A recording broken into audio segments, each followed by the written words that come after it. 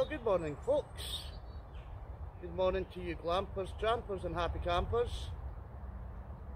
I'm going out with the norm this morning and I'm doing a wee bit of urban exploring. And I brought you here to Lathallan house, which was built in 1926.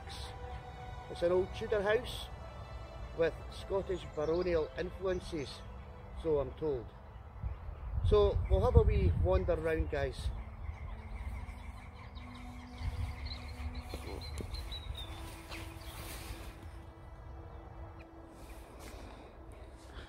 So this place has been sort of rendered uninhabitable and derelict for over 30 years.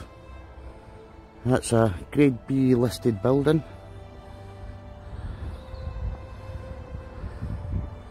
Very, very similar to my trip to Dunmore House. If you look back at my catalogue you'll see that. But there's a bit of a sort of staggered history over this place. Oh, and as always, the ever-present graffiti. So we'll just have a walk around and then we shall go in. Oh, there's somebody practicing their Chinese. So obviously a wee side door here. I'm a bit sort of wary of going inside, but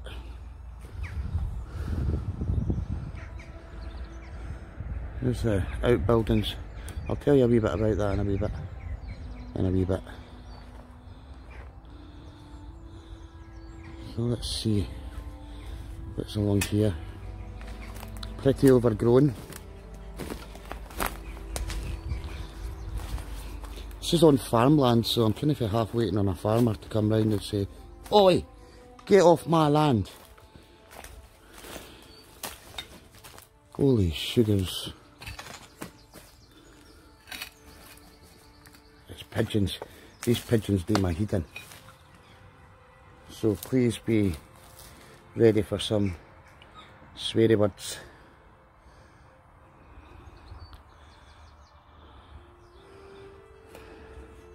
And I apologise in advance.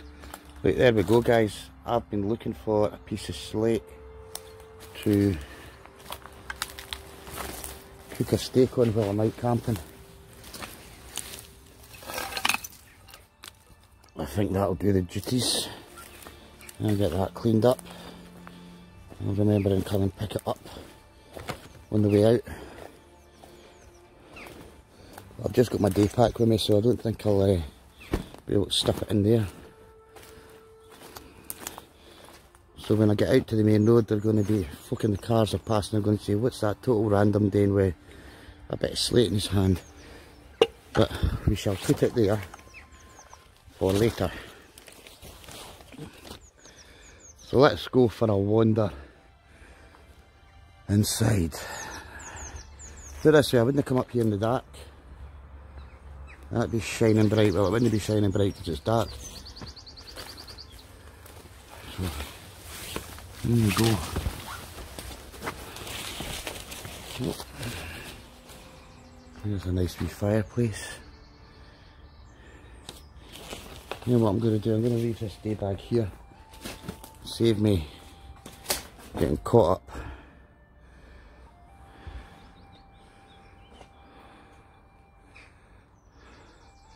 So it's currently 7:15 in the morning, Thursday.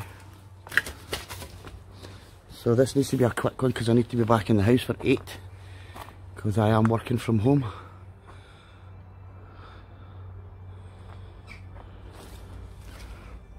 Right, I'm kind of blocked in, so I'm going to go and find my way out and I'll bring you back when we're further into the house.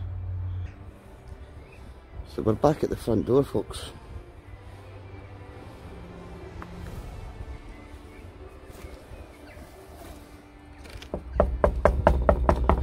Anybody in? Hello? Hello? Don't think anybody's in, let's just go in. This is obviously one of the windows to the front. So that'll be a question reality. Okay. And this is obviously basement level down here. So we'll have a wee wander round.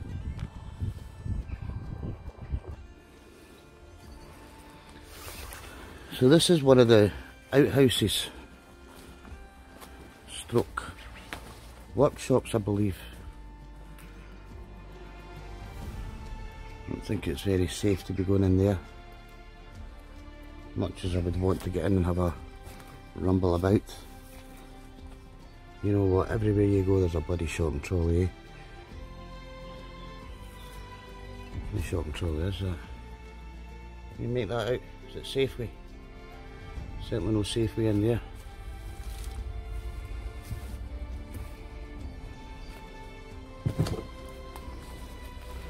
So I'm trying to find an entry.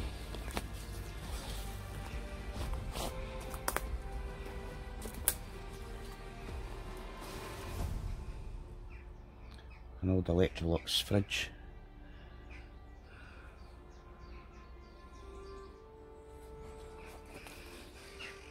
So I don't know much about any sort of recent history. I know it has been sort of deemed uninhabitable and derelict for over 30 years. But something you may not know is that the first car in Scotland was built here.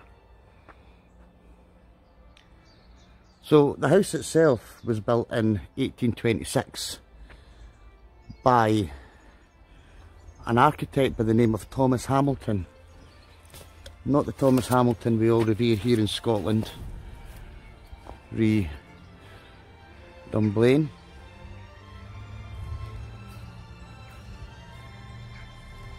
And it was purchased back in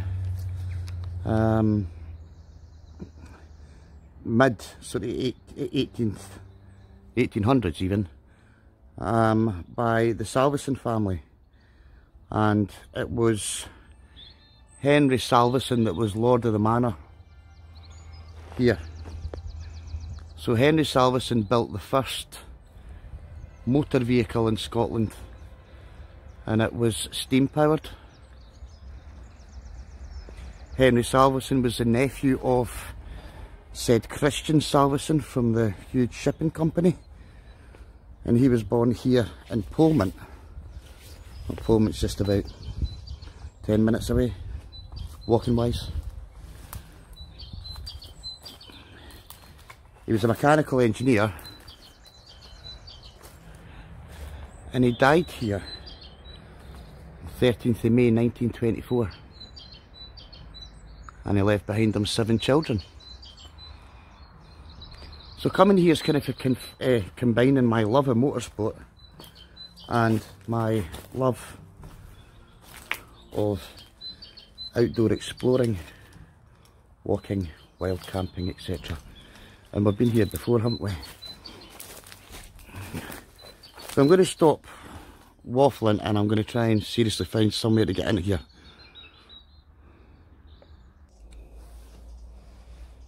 So guys, that's us on the inside of the house. I ain't venturing much further than this, because with things like this I'm a big feardy. This is like a wee sort of workshop area, gas canisters, etc, etc.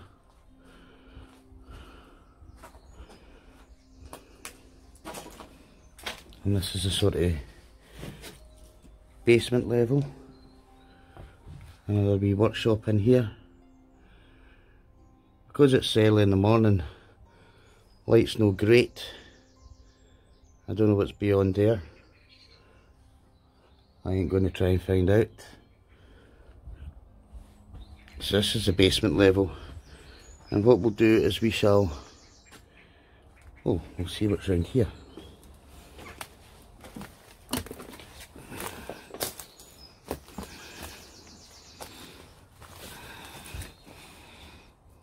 Oh, dead end.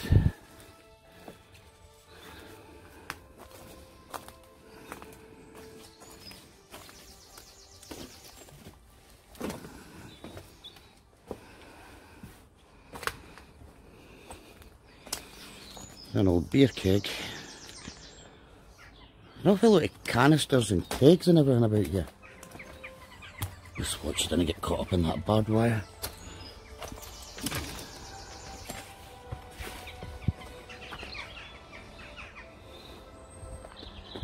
Right, let's try and find another way in, guys. So I'm back out front. These towers are quite cool, aren't they?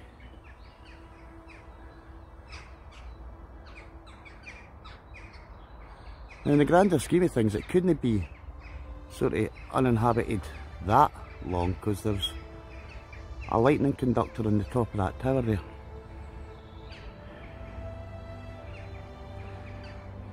And I think these towers are where the sort of Scottish baronial influences come in. And there's evidence of there's been a phone line in here at some point.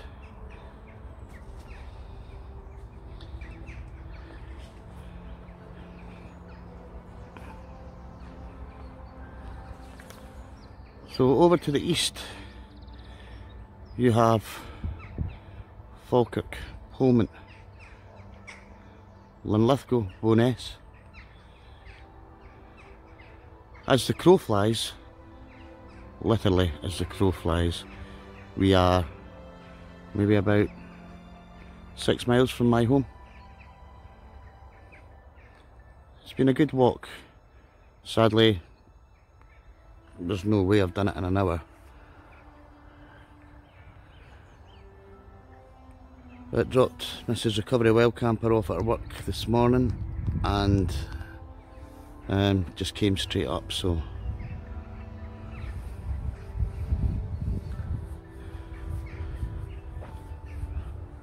as the invitation on the door says, let's come inside.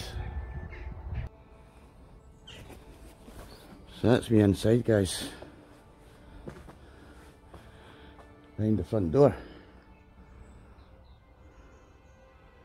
A big safe down there, a big lockbox type thing. There's another one at the front door as well. Odd. Odd, odd, odd. Right, I'm a bit concerned with all this rubble, so don't want to go too far.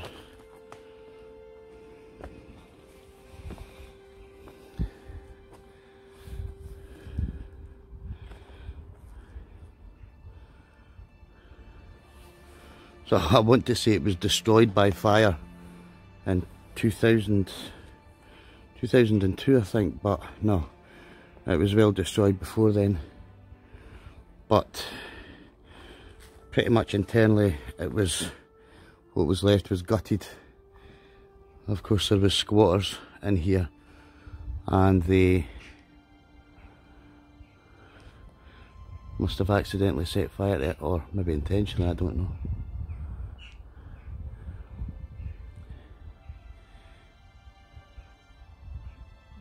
When I was researching it, it said a 2-storey, but obviously up here you see a fireplace, so that must have been they must have had attic space as well and with a fire in it, so I would call that 3-storey these days. But oh yeah, bad word, pigeons. So I'm gonna crack on and move around the place, and I'll bring you back if and when I find anything of interest. So here's a wee sort of storagey type area. It's like kitchen cupboards. Who knows what this area will have been.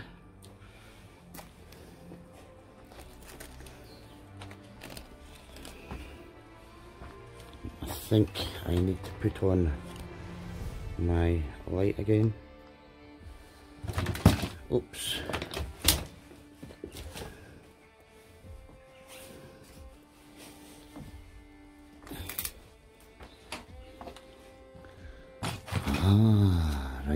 here we are. As I said, folks, it's quite dark.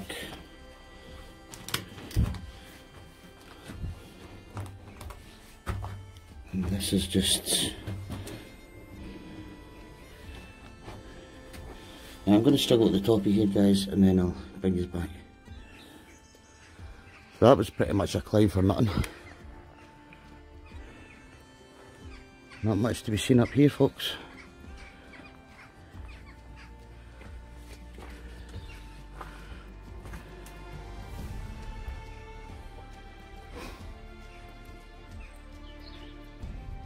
And I ain't going climbing over unsafe timbers.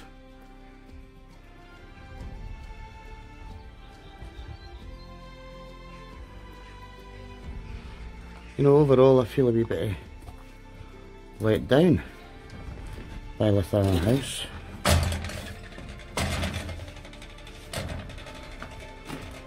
I was expecting a whole lot more. That's obviously one of the towers.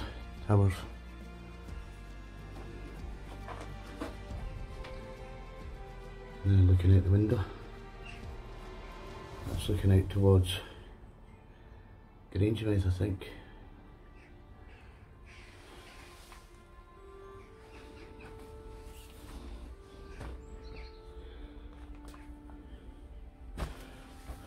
So I don't know if there's a way over there, but once again I ain't risking life and limb to trample over these unsafe looking joists.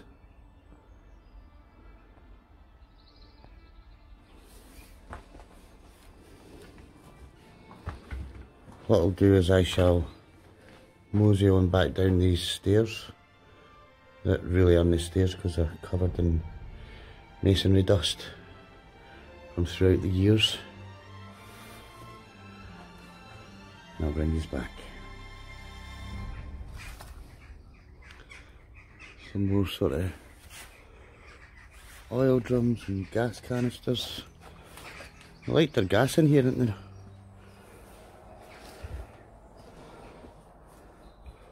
Supposed to be in the paint store. There's a paint pot down the bottom there. And a loose seat.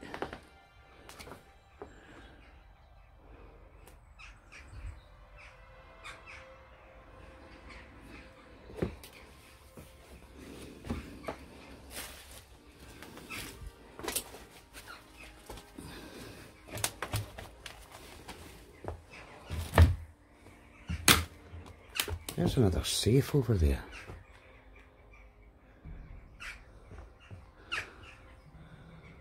And the fireplace up there, that'll be the second level. Question reality.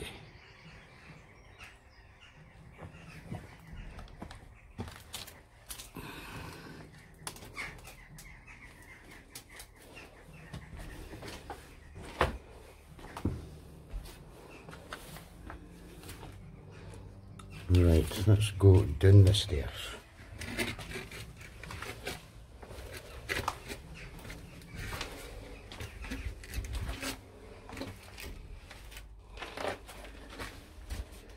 Yeah, sorry guys, but I've just got the chills. Let's not go down the stairs.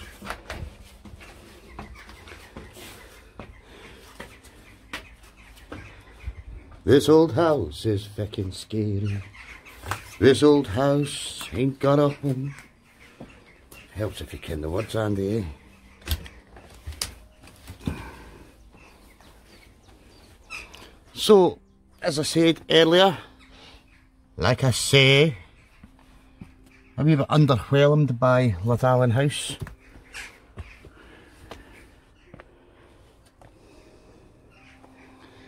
But hey ho.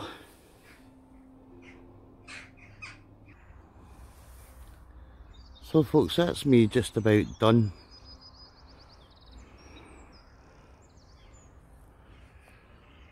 If an emergency, call this number. Well, don't really.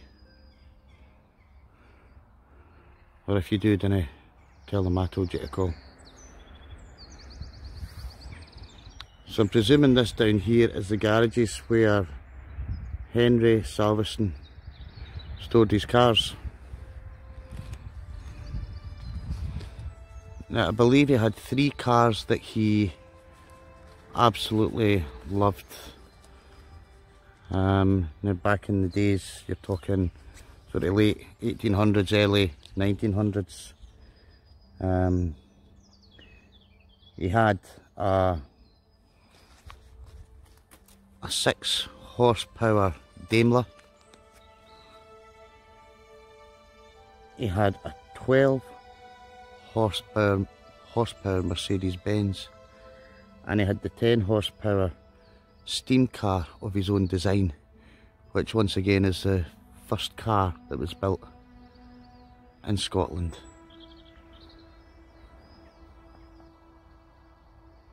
So yeah.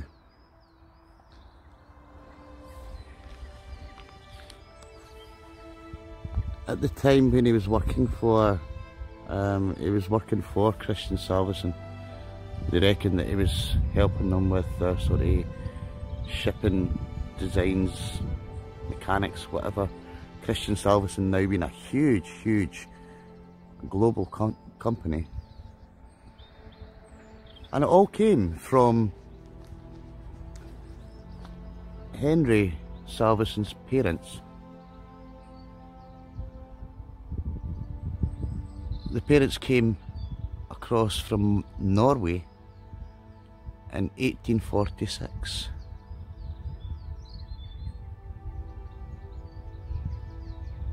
And Henry was born in 1860.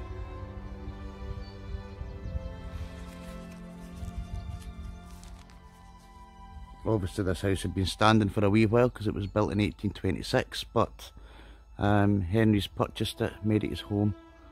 I have no clue of anyone else that has stayed here after Henry Salvesen. So if anybody knows, stick a comment in the box below. And if you've enjoyed this video, as I say, it's been pretty underwhelming for me, but it gets you out there at the end of the day. There I go with my arms again. I really need to stop that. Gets you out during lockdown, so I need to get a move on because, well, my hour is definitely up, but there's no one around, and the way I'll walk home is down through Whitecross, the back roads, and over the back roads and up the Flints and over towards Urbanex. So yeah, so it'll be a good walk.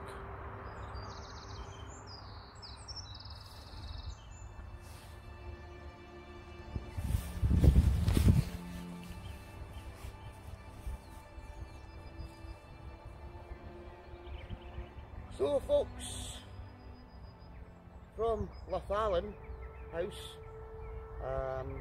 I bid you a fond farewell.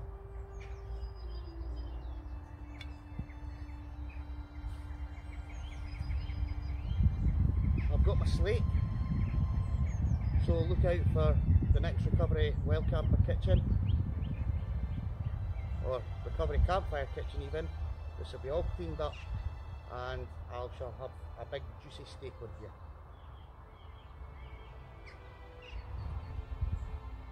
So in the meantime, stay safe, stay positive and stay healthy, and look after you and yours. Thanks for joining me today. If you would like to like, subscribe, comment, please do. From Lathallan, I thank you.